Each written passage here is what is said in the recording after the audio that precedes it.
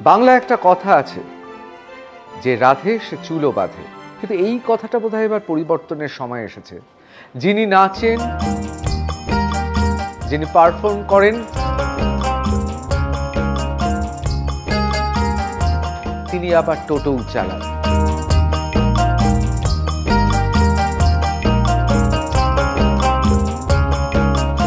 আজকে আমাদের মূল অতিথি, মূল আকর্ষণকে জানেন? বিজলী মুর্মু।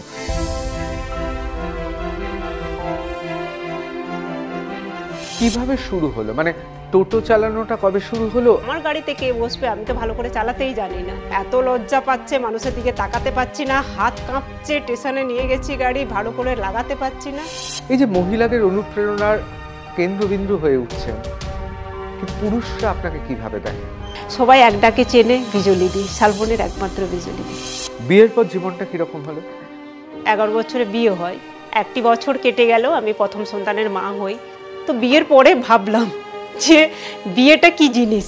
কখনো ভয় হয় না রাত্রিবেলা যে এতগুলো পুরুষ প্যাসেঞ্জারকে নিয়ে আসছে? পাই না সেটা বলবো না, ভয় তো একটা মহিলা হিসেবে আমি অবশ্যই ভয় পেয়েছি। একটা ছেলেকে নিজেকে আমি রক্ষা করে নিতে পারবো, কিন্তু 10টা ছেলেকে না। আপনি কি মনে করেন মহিলারা প্রতিনিয়ত টোটো, অটো, বাসে তাদের অত্যাচার করা হয়? আমার ক্ষেত্রেও সে অ্যাটাকটা হয়েছিল। অনেক জমাট অভিমান, অন্ধকার, কষ্ট, দুঃখ, দুর্দশা, লড়াই, সংগ্রাম আছে। প্রথমবার পার্টিসিপেট করেছি, আবার প্রথমবার প্রথম হয়েছি, সে আনন্দ সে বোঝানো যাবে না। বাহ, এত সুন্দর কথা বলেন। প্রেম করেননি একবারও? টিভিতে এত সুন্দর দেখাতো আপনাকে, তো হ্যান্ডসাম একটা মানুষ, আর সামনে এসে দেখেছি আরো ভীষণ সুন্দর। এটা আপনিই খালি বুঝলেন, অন্য কেউ বুঝলেন না। বলতে খারাপ লাগে যে অনেস্টলি আমরা দিদিকেও কিছু দিতে পারিনি। টাকা সমানভাবে যুদ্ধ করেছে, কিন্তু সেই পারিশ্রমিকটা আমরা দিদিকে দিতে পারিনি। কোনো টাকা দিতে পারবে না, কোনো রকম ভাবে এদের চেনেন না, তা সত্ত্বেও রাজি হলেন কেন?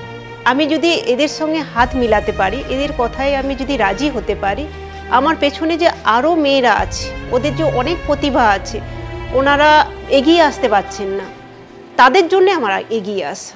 শুধু উনি ভাবছেন উনি হয়তো শুধু ওনার ট্রাইবের লোকজনদেরকে উনি ইন্সপায়ার করছেন, তা নয়। তোমার গল্প সবার কাছে পৌঁছবে এবং আমাদের মতন মেয়েরাও উৎসাহ পাবে, এবং সেটাই আমাদের মেন এম। বলিউড ছবিতে অভিনয় করবেন, টোটো চালানো ছেড়ে দেবেন? শুটিং চলাকালীন আমার টোটোটা যাবে আমার সাথে। টোটোটা কোথায় যাবে? ও আমার সাথে শুটিং এ যাবে। মানে সেটা কোথায়? মেদিনীপুরে। টোটোটা নিয়েই যাবেন? নিয়ে যাব। কোথাও কি মনে হয় আপনার যে এই যে আজকের যে বিজলী, সেই বিজলীর পেছনে সত্যি কারোর অনুপ্রেরণা আছে, নাকি নিজেই নিজের অনুপ্রেরণা? আমাদের অনেক কিছুই এখনো গ্রামে নেই, তো সেখান থেকে আমি যদি কিছু করতে পারতাম, সেখান থেকে আমি কিছু আরো মানুষকে সহযোগিতা করতে পারতাম।